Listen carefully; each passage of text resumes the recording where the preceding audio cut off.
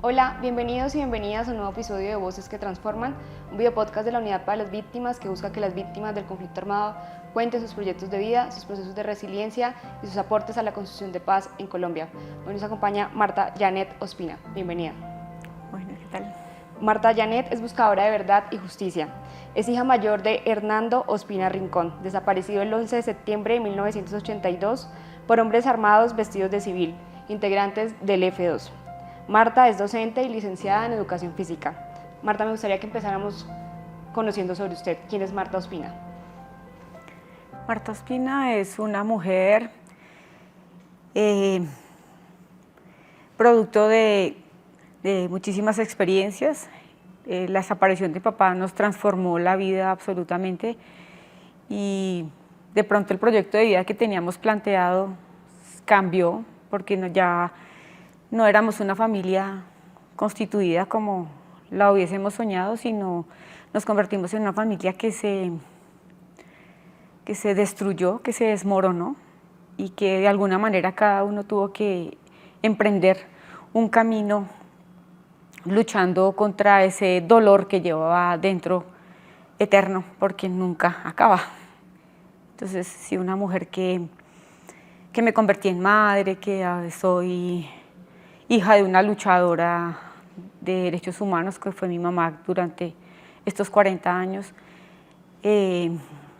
responsable madre de 2 hijos, educadora, trabajo con el gobierno en un colegio del distrito, trabajo con adolescentes.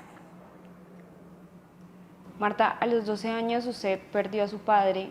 ¿Cómo fue ese proceso para ir encontrando lo que sería su proyecto de vida y construirlo ahora solamente de la mano de su madre y de sus hermanos? Fue muy difícil encontrar el proyecto de vida porque lo que respirábamos diariamente en nuestra casa era dolor, sufrimiento. Era una madre buscando una mujer buscando a su esposo, y no solo buscándolo, sino tratando de sobrellevar la vida con 3 hijos, porque el proveedor de mi familia pues era mi papá. Entonces esta mujer se encuentra con ¿qué hago ahora si el que provee a mi casa ya no está? Y ella empieza la búsqueda en todos los lugares habidos y por haber, hospitales, cementerios, y pues deja su hogar vacío también. Entonces, ¿qué pasa adentro de mi hogar? Llega mi mamá todos los días a hablarnos de eso. Eso nos hizo mucho daño a 3 niños. Yo era la mayor, 12 años, mi hermano tenía 9 y mi hermana tenía 4. Pues empezamos a entender que mi papá estaba desaparecido y que había sido por un organismo de seguridad del Estado, y que aquellas personas que las capturaban pasaban por cosas atroces. Entonces estos niños, escuchando esas historias, tuvimos daños muy graves. Mi hermana tuvo una afectación tan grave que la llevó a la muerte, porque nunca superó el dolor de que mi papá no estaba. Entonces murió con un diagnóstico de pena moral, mi hermano con un daño psicológico enorme. De hecho, bloqueó su mente y no recuerda, no tiene memoria de la infancia.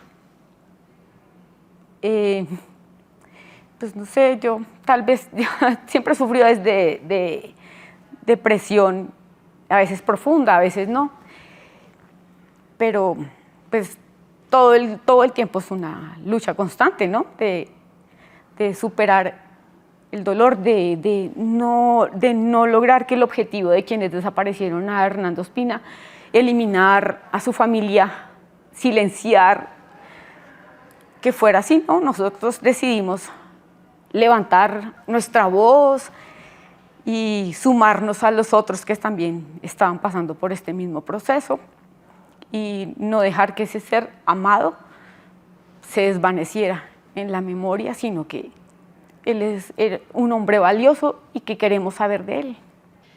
Y en ese proceso, ese legado de su padre, ¿cómo termina encontrando la docencia, la educación física? ¿Cómo llega a su vida?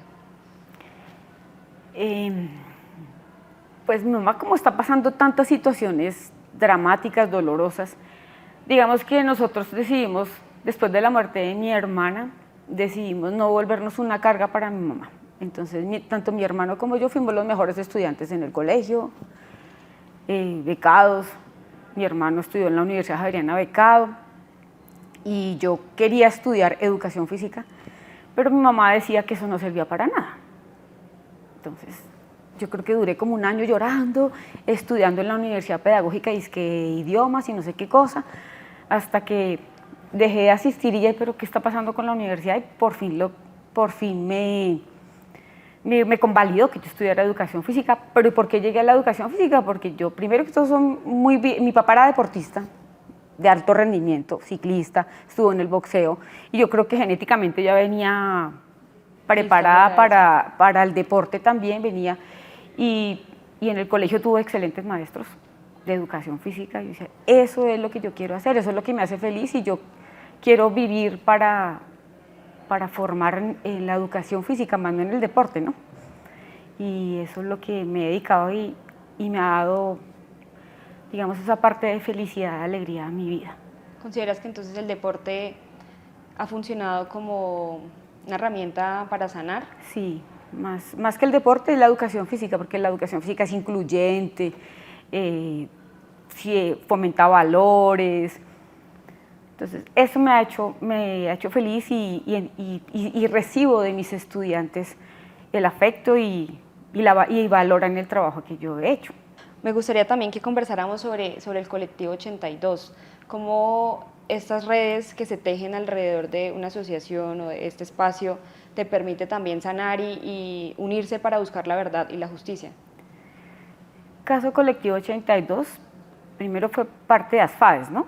Asociación de Familiares Detenidos Desaparecidos, porque estas familias que comento yo que se encontraron en lugares en la búsqueda de sus familiares, se organizaron de la mano del padre Javier Giraldo y se constituyó ASFADES. Caso Colectivo 82, ¿por qué? Porque digamos que eran de una misma organización, tenían características similares y demás. Luego, en este momento, cuando es el proceso de paz y viene la unidad de búsqueda y nos llaman, nos constituimos como Caso Colectivo 82. Ya mi mamá no hace parte del Caso Colectivo 82, sino entro a ser parte yo, porque pues mi mamá después de un accidente automovilístico quedó discapacitada. Entonces, ¿qué ha significado? Ha significado muchísimas cosas, no solamente reencontrarnos para seguir la lucha, porque cada quien estaba por su lado en la búsqueda, sino reencontrarnos para aprovechar ese momento especial del proceso de paz y volver a reivindicar, volver a alzar nuestra voz y decir, vea, cuántos años han pasado y no nos han dicho la verdad. Y nos hemos hermanado, nos hemos encontrado, hemos llorado juntas, acompañado juntas, crecido juntas, preocuparnos unas por las otras. Una característica dolorosa es que pues como cada uno lleva un dolor tan terrible y sus familias fueron destruidas de una y otra manera, eso nos hace duros a veces, nos hace incomprensibles a veces. Como una coraza. Sí, nos pone como una coraza fuerte, como que tenemos que defendernos de todos los que están alrededor. Hemos tenido que aprender a romper esa coraza y a acercarnos, pero creo que lo hemos logrado y no solamente ahora somos Caso Colectivo 82, sino estamos inmersas en otras organizaciones. ¿Qué ha descubierto de usted misma en ese camino de buscar la justicia también y de seguir en la búsqueda de su padre? ¿Qué he descubierto? Que no estoy sola, que puedo apoyarme en otras personas y que no solamente puedo apoyarme, sino que otros yo puedo servir de soporte de otros. Entonces, hemos constituido espacios de creación, espacios de arte, espacios de lectura, de construcción de textos. Entonces, eso ha permitido que nos exploremos, que podamos encontrar en nosotras habilidades que no sabíamos que existíamos y aportarle a otras familias, porque hemos hecho acompañamiento, hemos sido solidarias en diferentes momentos que son difíciles y sabemos que nosotros llevamos 42 años, tenemos muchísima experiencia, muchísimo dolor y muchísimas formas de sobrellevarlo, de transitarlo, de asumirlo. Marta, me gustaría que nos contara un poquito sobre el legado que le dejó su padre. ¿Cuál es el legado de Hernando Ospina? El legado. Yo nunca he dejado de hablar de mi papá y es como si estuviera ahí, presente. Siempre mis compañeros me decían, Marta, parece que su papá nunca estuviera en su casa, porque siempre hablamos de las cosas que él nos enseñó. Un hombre absolutamente íntegro, un hombre que lo volvió a él un hombre de ideas, digamos, revolucionarias o de organizacional y demás, pues porque él nació en el campo y donde había limitaciones, donde había explotación, y salió, digamos que, de su lugar de nacimiento a la ciudad, donde tuvo que defenderse como fuera y encontró la injusticia, trabajó en grandes empresas donde no había ni siquiera equipos de cuidado personal y entonces estuvo hasta hospitalizado porque casi pierde el oído y la cordura porque donde trabajaban el ruido era tan tenaz y no tenía elementos de protección y eso lo hizo asociarse, sindicato donde trabajó, empezar a ver que habían formas de conseguir cambios. Pero a nuestra familia, ¿qué nos enseñaba? Nos enseñaba a ser honestos, a trabajar con dedicación, a no robarle a los demás, a ser solidarios. Entonces, era que llegaba gente a nuestra casa a vivir, porque él decía, no tiene dónde quedarse, entonces nosotros sí tenemos espacio, pues aquí. Yo nunca entendía eso. Y resulta que eso está tan sembrado en nosotros que hasta es tan natural, es tan natural ser buena persona, ser honesto, ser transparente, trabajar, aportarle a la sociedad, que a veces lo veo en mis hijos, le compro unos tenis, me pasó la otra vez y él no los usaba tanto y regalárselos a un compañero. Y dijo, mamá, es que yo no los uso y él los necesita. Así tal cual, ese era Hernando Ospina, un hombre que siempre estaba pensando en los demás, más que en él. ¿Cómo la memoria de su padre la ayuda también como a seguir adelante, a no parar la búsqueda, a no callar?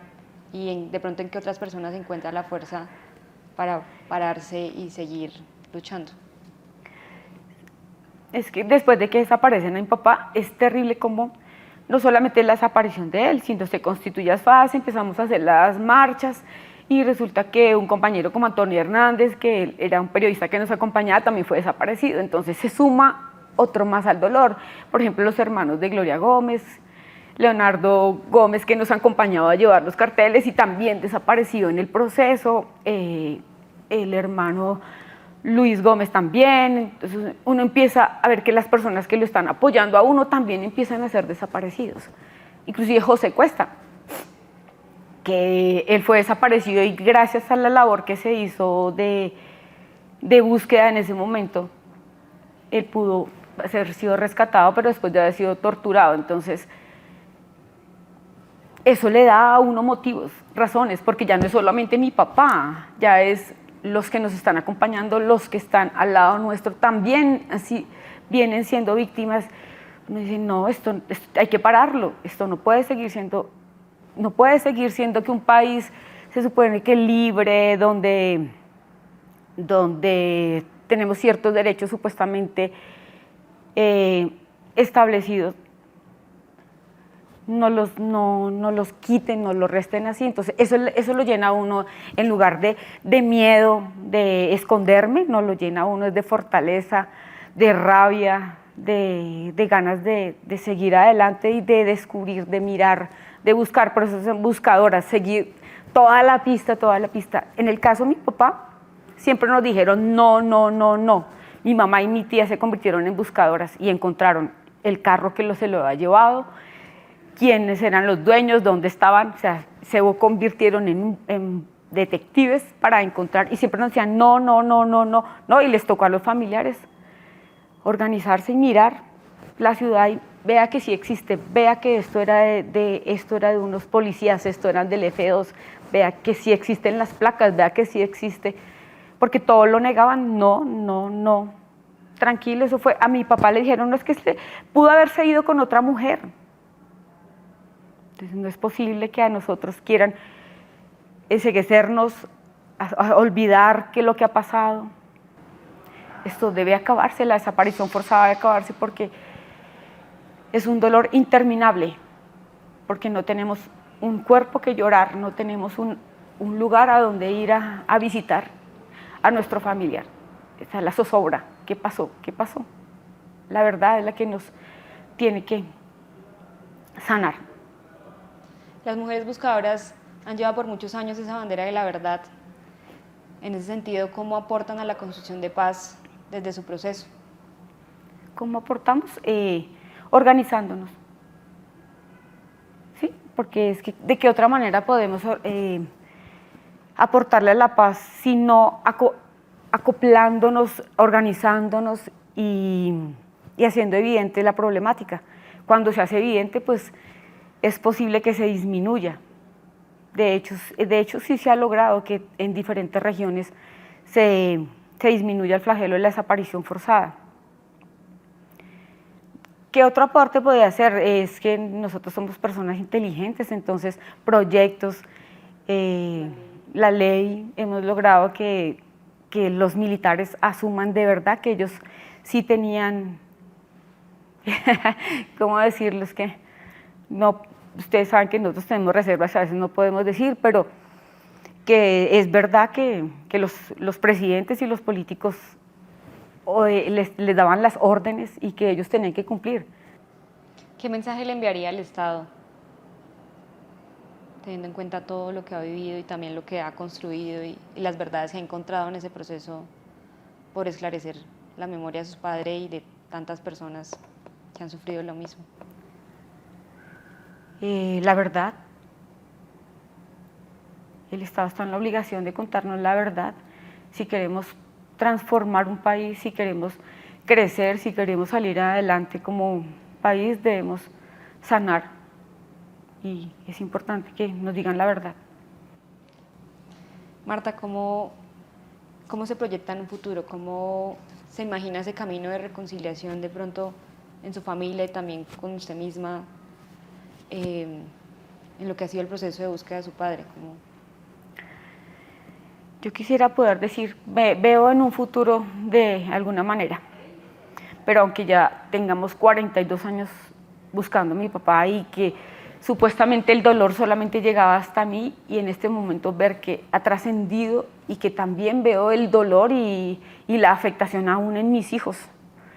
El año pasado cuando hicimos la semblanza de 40 años para el caso colectivo 89 en la Universidad Distrital, yo hice la semblanza de mi papá hablando de los daños psicológicos y morales y ver quebrantado a mi hijo y algo que jamás se le había exteriorizado en ese momento, quebrantó totalmente y acercarse y abrazarme y decir, mamá, por fin puedo entender por qué es que tú eres como eres, por fin puedo entender qué es lo que ha pasado en mi familia. Y entonces en este momento digo, ¿qué veo en un futuro? Desafortunadamente trasciende el dolor a mis hijos también, pero lo que quiero ver en mis hijos es que sean hombres exitosos, que sean hombres que le aporten a la sociedad, que de las carreras que quieran estudiar, pues de hecho ya mis hijos están estudiando y ya casi van a terminar, que aporten lo que necesitan esta sociedad. Mi hijo va a ser comunicador social y va a ser director de cine y televisión, que haga un trabajo cabal, honesto, que le regale verdad a la gente y no sofismas, no mentiras, no lo que hacen los medios de comunicación masivos ahora. Hoy las víctimas nos fortalecemos y seguimos en la búsqueda. Hoy las víctimas no acallamos nuestra voz y seguimos exigiendo verdad y justicia. Hoy las víctimas soñamos con un país nuevo, diferente. Marta, muchísimas gracias por acompañarnos en Voces que Transforman.